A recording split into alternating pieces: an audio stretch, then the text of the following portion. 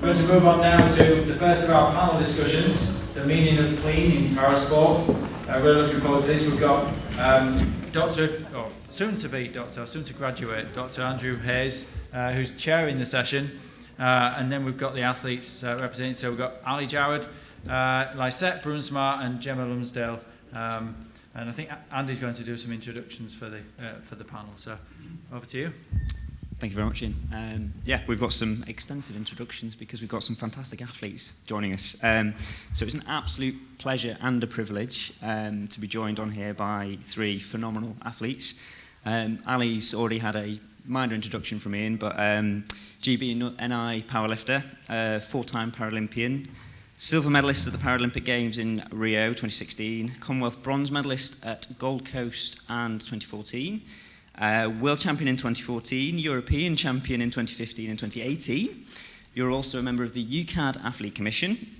You are on the Commonwealth Games England board, and you are currently studying a PhD at the University of Birmingham in a topic that's obviously very close to your heart, but also something you should be on a day rate and a minute rate, really, the amount of times you're going to be up here.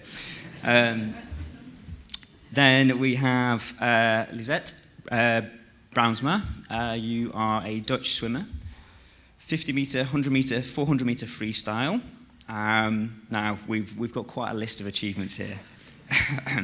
Rio 2016, 2 gold medals, 1 silver medal, 2 bronze medals. Tokyo 2020, 2 silver medals. You're also a 3 times world champion, 7 times European champion, and we had to clarify this morning. I asked how many world records you currently hold or have held, and you said it was at least 14. It's on an Excel spreadsheet somewhere. I think 14 is right now, but I have had some distance, but there are right now other swimmers faster. You study psychology at the Open University in the Netherlands, and you are an ambassador for the Be Proud project in the Netherlands, which is supporting clean sport. You are currently competing, and you're getting ready for the World Championships in Manchester next year, and you're planning on using Birmingham as the base due to the past 3 days' worth of experience here, so it's fantastic. And obviously leading into the Paris 2024 Games. And finally, Gemma Lumsdale, you GB Northern Ireland Wheelchair Rugby International, currently in the talent squad, and you're looking to progress to the elite squad for the Paris 2024 Games. That's really exciting. You're a master's student at the University of West Scotland with a sort of specific interest in understanding disability in sport. You also sit on the Scottish Women and Girls in Sport Advisory Board. You're also were a member of the Scottish Disability Sports for Young People panel. In your spare time, you coach in wheelchair sport, both basketball and rugby. You're a UK coaching ambassador, and you are also a disability inclusion tutor for Sport Scotland. I really don't know how everyone fits all of this in, because it's absolutely phenomenal. So I'd like you all to please welcome our fantastic panel.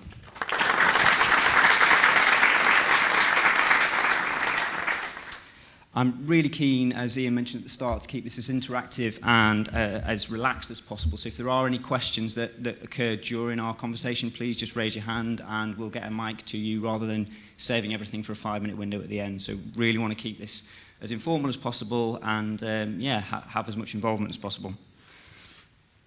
So a nice easy start for everyone, and I believe we've already touched on it quite a few times in some of the presentations this morning, but how would we define clean sport?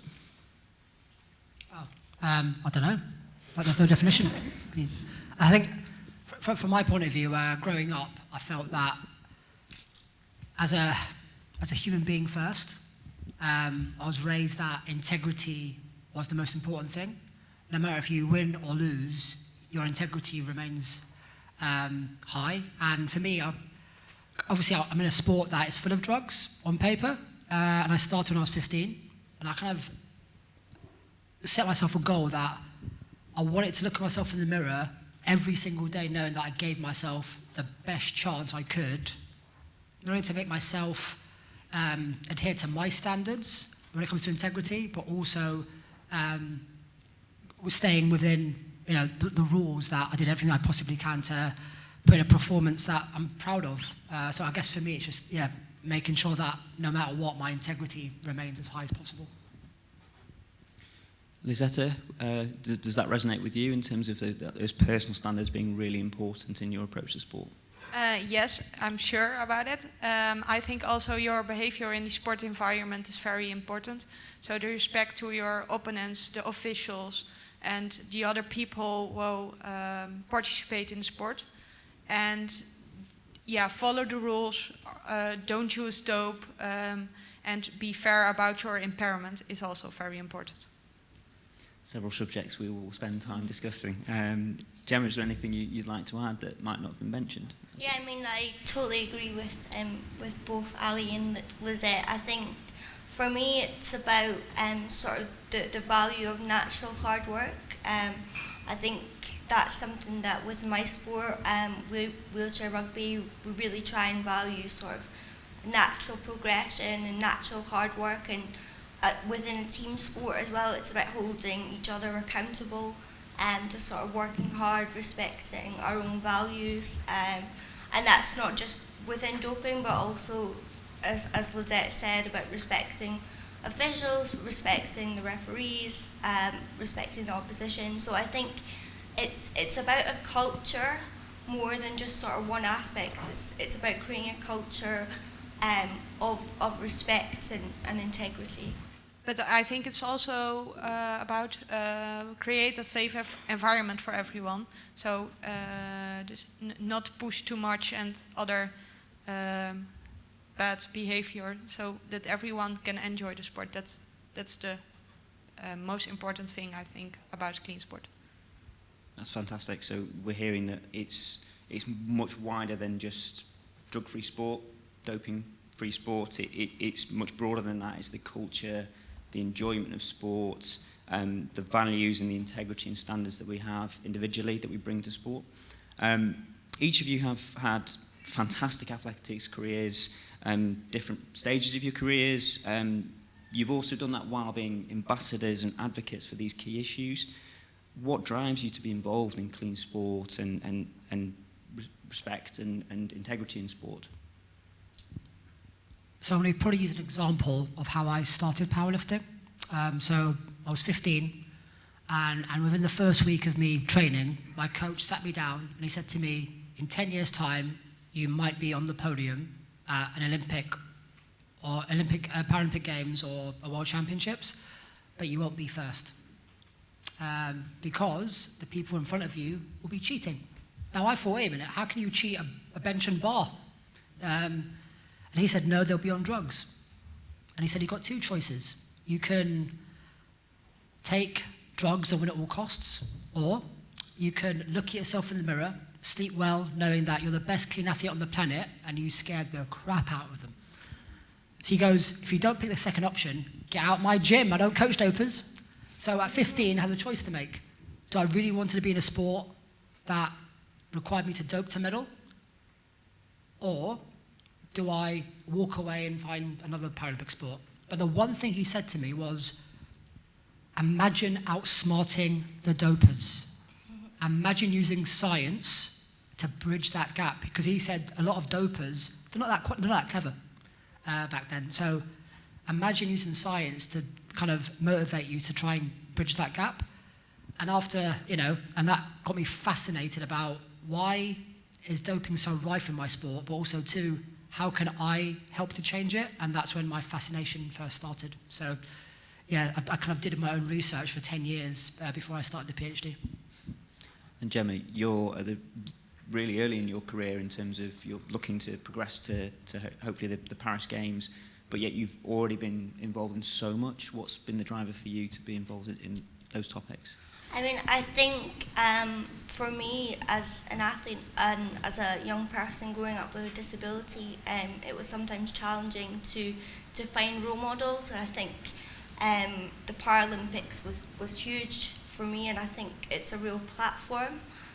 So I think that sort of inspires me, and we want positive role models. And I look at the way, that I look to the like of Ali, and the way that I'm inspired by him and how he's a clean athlete, and the hard work that you put in, and I want to sort of be able to support other young athletes to be the same, and that's what drives me to ensure that I'm the best that I can be. That's fantastic. And Lisetta, we were speaking earlier, just checking all your stats, but you told me about the Be Proud initiative that you're part of. Do you want to tell me a little bit more about that? Yeah, Be Proud is a project of the Dutch anti-doping organization. So we want to speak out to that we are clean and fair athletes, because the results are the medals. Do you see that in the newspapers, in the media, on the television? But it goes about the story after the medals, behind the medals, the story before, the years of hard working, hard training, and to challenge yourself. And I think the story is more beautiful and more nice to read if there is a clean story. And I think that so everyone sees the medal, but the medal is the result from a very nice process. And I enjoy the process, and I want to challenge myself, to improve myself as an athlete, and I want to do it on the right way, and I want to tell about it.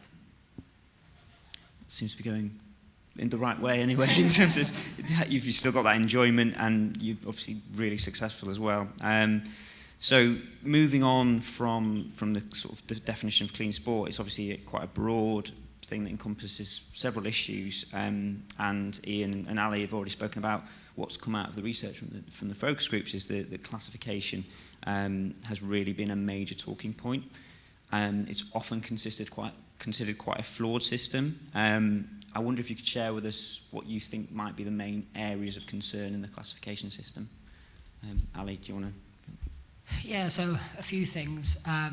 One, I think the standard of the assessments are not very scientifically driven, which is probably one. Two, classifiers are volunteers, so it's very hard to make them accountable. And three, as I said before, research just hasn't caught up to the standard that we're seeing now. There's a huge gap. And I do understand that the IPC have invested heavily to try and make that structure better, but it's taken them years to try find a system to try and make it scientific, that's scalable. I think there's only one sport that uses that 5-step model that's considered the most scientific because of athletics is resources. So I guess there's still a long way to go to make it scalable to the other para sports. So there's still a long way to go. And I think as Ian said, I think classification now is where anti-doping was 25 years ago. I see you nodding there, Gemma. Do you agree? Yeah, I think from my perspective, I think it is really hard to get the right sort of classification sort of bandings. So, for example, within wheelchair basketball, for example, you can have 3 people who are the same classification, and then in wheelchair rugby, they'd be totally different classifications. So you can see within one class, you've actually got a huge spectrum. So like if you're at the top of your class, then you're more likely to succeed than if you're at the bottom of the class. So I think in terms of actually the reality and the impairments and how we sort of judge the classes and the bandings need to improve, because you're automatically at a disadvantage if you're sort of towards the lower end. And would you be willing to share any experiences about any 3 of you in terms of where you might have seen athletes that have intentionally misrepresented when it's come to classification? Ali's smiling straight away. Lisetta, I'll go to you first. I'm not sure about it, but I have some questions about some results. I have for you an example, and you can make up opinion about it. In the World Championships last week, we had the classification that's called the S4, and there was a woman. She swims faster than the man in the same classification. I think she is a very good athlete. The men will be in all the men are in the wrong classification. Die must have a classification going down, or there is an opportunity that woman is in a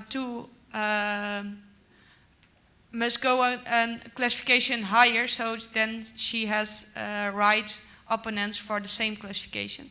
And we have also some examples that after a classification you have an observation during a competition, And during this observation, the people swim a little bit slower.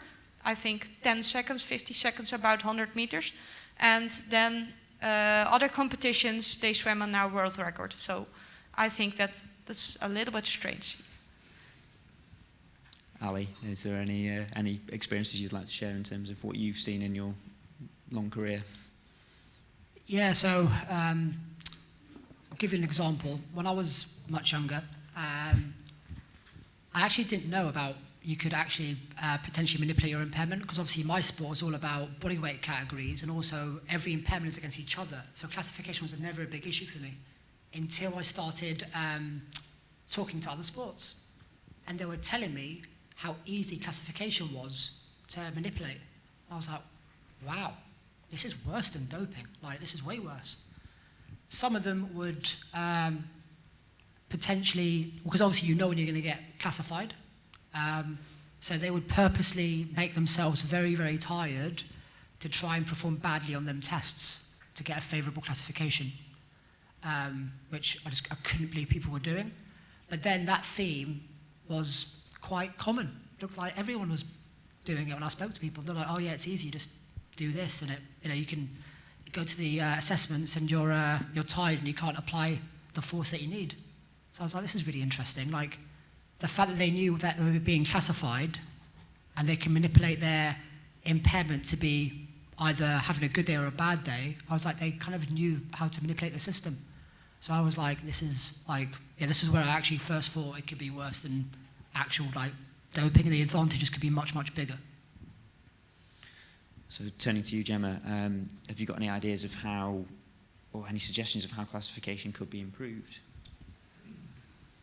Sorry, it's a big question. I think we've all got a lot of ideas, but I think for me, there needs to be a more coherent sort of structure. I think in terms, well, it really depends on each sport. So every sport has a different sort of classification system, and it's done in a different way, which I think is potentially problematic in itself. I think, due to the nature of the different disabilities, there's a bit of an issue with that in terms of, so how do you classify somebody with cerebral palsy in comparison to somebody with a spinal cord injury?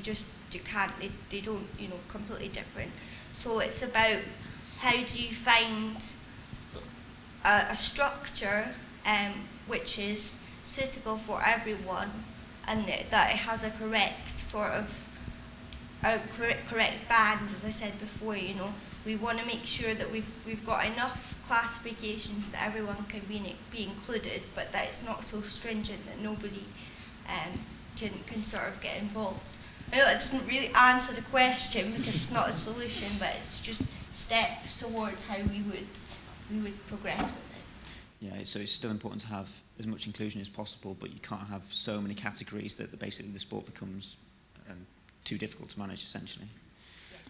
Rosetta, your number one suggestion for how you could improve the classification system? I think the first one, what I can do, of what you can do, is to make the classification independent of the IPC. So I want an organization that does the classification and not the IPC itself. And I think then it's more fair. So IPC can make the sport, create the rules, and another organization must follow the rules and must do the classifications. And I think there must be professionals for the classification.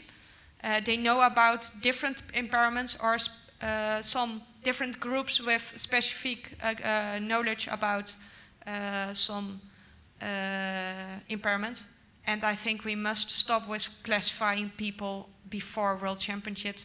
So we don't know about who is competing to us, because there are no start lists, because we are waiting for the results, and we must waiting for the schedule. This afternoon before the World Championships, we are sure who are our opponents, and so that influence the choice what you want to train. So you didn't know how many opponents do you have, and it's very difficult to make choices about what's smart to focus on which event is for me the important one. Ali, we were talking about this earlier in terms of classifying prior to a major games and how difficult that is for some athletes. There's a real complexity to that. The big view for me on how to potentially make the classification system better is if you cannot come up with a structure that is scalable to every sport, then how do you regulate cheating now? Do we have to wait another 25 years for science to catch up? Or do we go, actually, how can we use and utilize the system now to protect athletes? I think the one thing that I am for is potentially, I think this was a 2018 paper, that classification should be done away from competition. It should be out of competition because you can't manipulate it because you don't know it's coming. A bit like anti-doping when you get tested at home. I think what that does, it allows athletes not to know they're getting classified, but also they're not under the pressure of a competition environment. They're actually in their normal environment, so you can see how their impairment actually affects them day to day. And also, because it's not a sample collection, you don't have to store that sample, so it's just data. So actually, it could be quite cost effective. So I'm not saying that, you have to come up with incredible assessments that you can scale, but actually coming up with a way of using the system now to make sure we can protect athletes. So that'd be my suggestion, where having an out of competition classification could be a thing. So essentially an Adams out of competition. Exactly the same as Adams. I think we are not talking about the classifications, the categories, not talking about the categories, but about the system, the way how to classificate, why, where, and who are doing that. That's brilliant clarification, so thank you for that. So, moving from Adams to anti-doping. So obviously highly conscious that when we set out to start the research that we obviously led with the questions around anti-doping and clean sport, and obviously classification came out as the larger issue, but would you say it's still a really important issue in para-sport that we still need to focus on? You mean anti-doping? Yep. Yeah, I think so, because we can't let one problem blind the other, and we don't want to leave one area behind because we've got this perception that classification's worse. Yet, do I think it's worse? Yeah, because it's the fundamental, it's the foundation of para sport, and also it's easier to do. There's no health effects if you manipulate your impairment. You don't have to inject anything, so actually it's way easier to do. The issue is that if there were more resources into testing, I do think that number of I think the IPC catch between 0.5 to 1% a year, which is similar to the IOC. If more testing was actually implemented, I think that number will go up. So actually, I think we need to also look at that. But no, I get why that athletes have this perception that classification is the big issue, because that's all that's talked about. We have heard a few times this morning that classification might be 10 to 15 years behind anti-doping, and there's an awful lot to learn from anti-doping and clean sport. Is there anything where the anti-doping system still needs to move forward, particularly with working with athletes or supporting athletes? Is there anything that's missing? Gemma, you're nodding your head. Yeah, well, I'm kind of giving a bit of a brief of this afternoon's session where we're doing sort of talking about the inclusive education system. So at the moment, obviously, the education that is provided isn't specific to para-athletes, and I think that's sort of a niche that really needs to be met in terms of some of the questions and some of the nuances that para-athletes experience that non-disabled athletes won't experience. The other thing I think is potentially, I know Ali was saying, I think Ali you said this earlier, but I think starting with doping education very early on, because a lot of athletes, it's not until they reach like the world-class program that they get that education around sort of clean sport and even classification. Like, you don't know what you're going into. They're just like, okay, you're going to go into this room and this is going to happen. You're like, okay, yeah, that's fine. So I think education is key, and we're doing a great job with that, but there's a lot of things that we could do to improve it further. Really looking forward to that session this afternoon. So hopefully that's Little self-promo there. a blueprint for moving forward. Lizette, turning to you in terms of, is there anything that the anti-doping system needs to improve on, in your opinion? At first, that it's fine if the Adams app can work. So then it's possible to fill in your whereabouts. That's very fine. And the second one is to improve the education, because on my first education we get a video of the doping control, so I don't know everything. And we had also e-learning courses, and I must finish that, but everything was also a lot of efficient. That was difficult for me.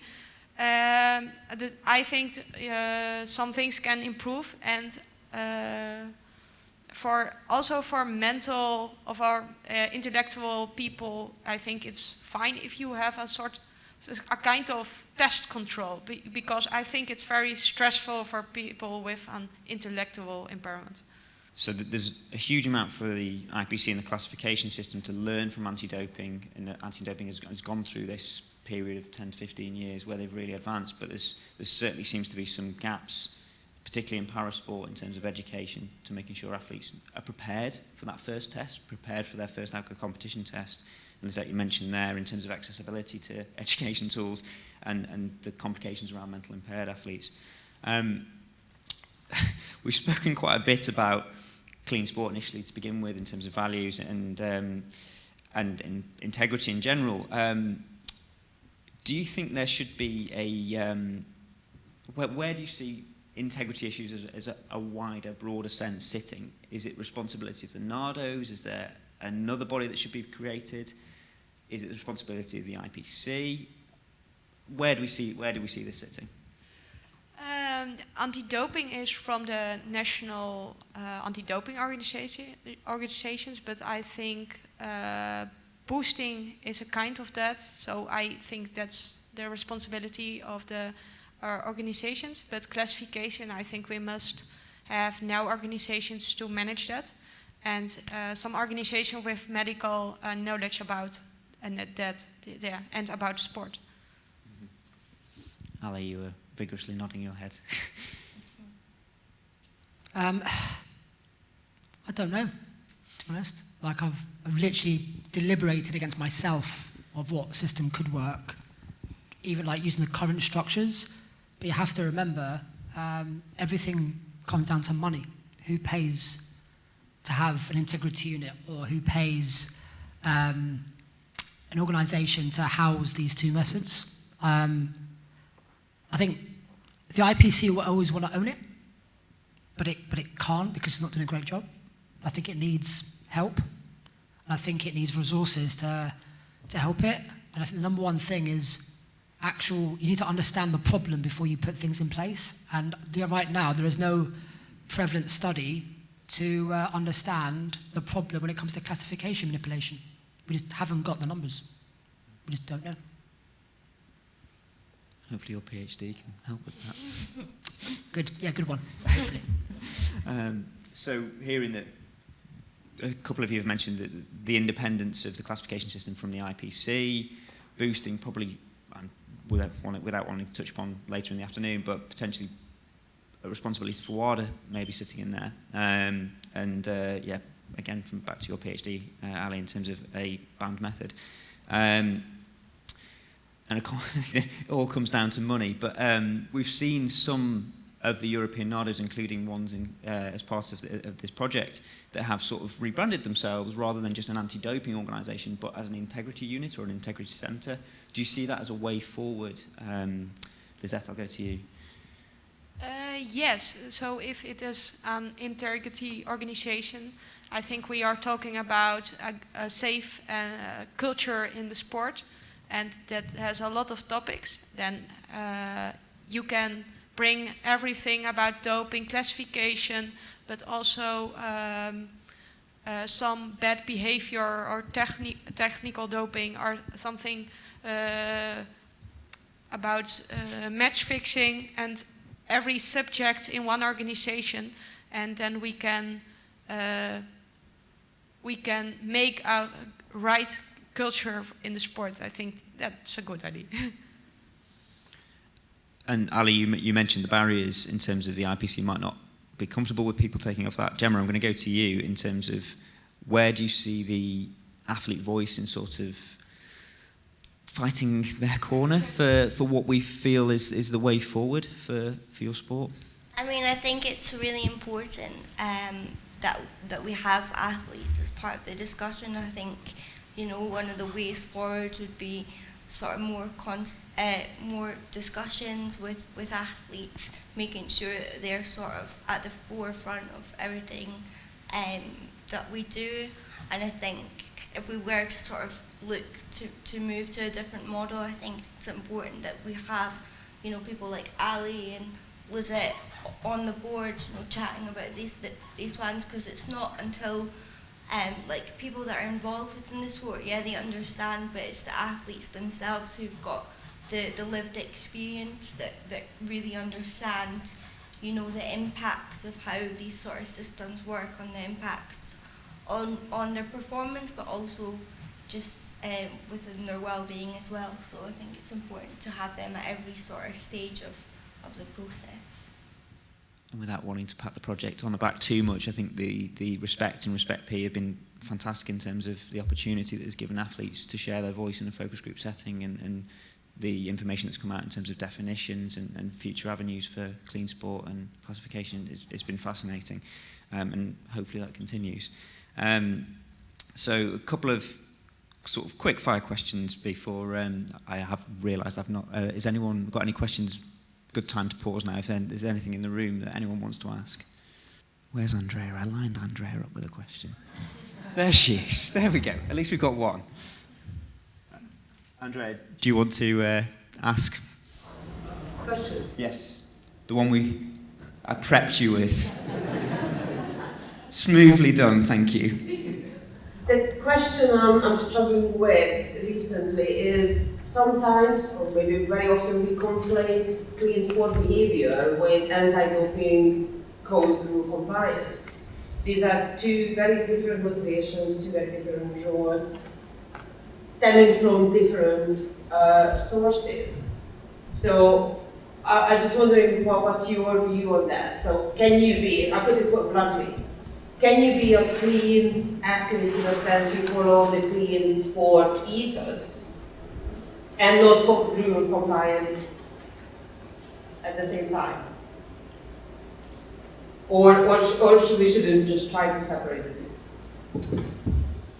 I think it's possible that you can practice clean sport and still break the rules if you look at the definitions. In my opinion, I think that the term doping should be scrapped, and it should be about cheating rather than doping, because everything's focused on doping. That's why we've got WADA, that's why we've got the infrastructure, but nobody's actually thought about cheating. And in parasport, there are more ways to cheat. Doping is one of them. So how do you address that? You scrap the anti-doping system and you put an integrity system there to house all these cheating methods, because I think if you're going to try and give a resource to one area, the other methods are going to be lacking, and they're then going to have to catch up. And we're seeing now where you've got potentially two other methods that have got 25 years of catch up, and we don't want that. Anyone willing to add to Ali's answer? I think the rules are the edge between fair and unfair sport, but we are athletes. We are always searching for the edge. We try to use everything for the best result, but we must ask ourselves, what is my edge, and what is I must ask myself, did I want that? What is more important, my result or my way to the result? And I think what Elliot said, you must look at the mirror and you will be fair with yourself. And to you, Gemma? Yeah, I think, I think clean sport is so much more than doping, as we've discussed, and I think that should encompass, being clean in all ways. So yeah, if you're not doping, that's good. But then if you're cheating the system in other ways, it's still not sort of being a clean athlete. So I think that's something that we need to consider. It's being, it's the whole thing rather than just sort of one aspect, which is why I think sort of the integrity model is potentially better, because it sort of embeds everything into it. Oh, Maria. Very interesting discussion. I have a question. If the topic of the discussion was the meaning of fair play in parasport, or the meaning of integrity in parasport, do you think the answers, or what we would be discussing, would be different from what has been discussed so far in response to the topic, the meaning of clean parasport? I think integrity is the basic for fair play. So that's if you are integrated, then you have a fair play sport. And what about clean sport? Clean sport, yeah, that's a difficult question. I think clean sport is not always fair sport. You can ask yourself, is sport always fair? I think no, because some countries have more knowledge about sport, more money, more people for more opportunities for creating good athletes. So, but we must make it safe for everyone, and that's the reason that we have rules about doping, about culture in sport, and I think we must have a fair sport. Then you must have good rules for doping, for boosting, for classification, and then you have also a clean sport. It's a fantastic question, that, in terms of entangling this clean sport, integrity. Can we define integrity? Are you here anywhere? Ali, you want to know? Sorry. Sorry, Ali gave the answer earlier. No, because I think you're right. So this whole clean sport narrative focuses on drugs. It does. That's what athletes think. I think we need to change that term and go athletes of integrity rather than clean athletes. Because you can be clean on one day and then pass the test and then not clean the next day. So I think we need to get away from clean sport and go athletes of integrity or fair sport. So I think, yeah, that's something for you guys to think about. Yes, another question. Can I just ask a question linked back to misrepresentation through classification? Just your thoughts on, we talk about integrity being athlete-centric, but how do you think that could work where we don't come to a point where we are just literally pointing fingers and accusing people because they're not happy that they're competing against someone in that class, so that it is based on the system itself has respect and has integrity as well? I was just wondering what your thoughts on what that could look like. I think, from my opinion, it's difficult because you don't want to accuse somebody. You don't. You want to trust them. But there's things that you see that completely blow your mind, and the fact that you get to compete against them, that really does hurt. Because obviously there's no avenue to actually report these things. It's always affecting you as a person. I think there needs to be a structure where it can be talked about openly without affecting the welfare of the athletes. Because even accusing somebody, the person that's accused, that's going to be quite stressful for them. They have to go through a process. So it's actually having things in place to be able to give a fair hearing to both parties in a way that doesn't really negatively impact them. And at the moment, we just haven't got that. And I think that for me is key. There needs to be some sort of structure in place where both parties can say what they want without any consequences. But yeah, it's a tough one. All right. Ali, you say the process is in place. I'm also hearing that you potentially don't trust that process to protect you. Is it truly anonymous if you were to whistleblow with misrepresentation? I'm hoping so. I'm hoping that the IPC don't put athletes at risk by, saying that, oh, this person said this about you. I don't think they'll do that. I think to report somebody is quite tough because you have to have so much evidence, right? So that means you're going to have to potentially be like their chaperone, filming them every single day for like 2 or 3 days during competition. Who does that? Like, you be called like, loads of names, right? It's actually, it's quite invasive, right? So even to report somebody, you're going to have a lot of information for the IPC to even consider it. So, for example, I think it was like 2016, I think the IPC had 80 cases potentially 80 IM cases, and they threw all of them away. There was no conviction. So 80 got reported, none got a sanction. And at the moment, there's only been 3 sanctions ever. It just shows you that the system hasn't really, it can't really prove it, no matter what the information is. So I've got 2 more questions to finish because I'm conscious of time, and our international focus group went on for over 3 hours yesterday, so we could talk at length here. So keen to finish with a positive and a look to the future. Could each of you provide an example of where you've seen high integrity in sport, high integrity or really strong clean sport behaviours that you've seen in your career?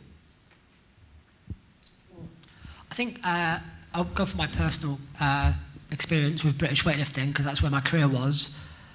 About maybe 7 years ago, they completely changed the culture, which was amazing for us because they asked athletes to take responsibility of the values and the culture that they wanted to live in.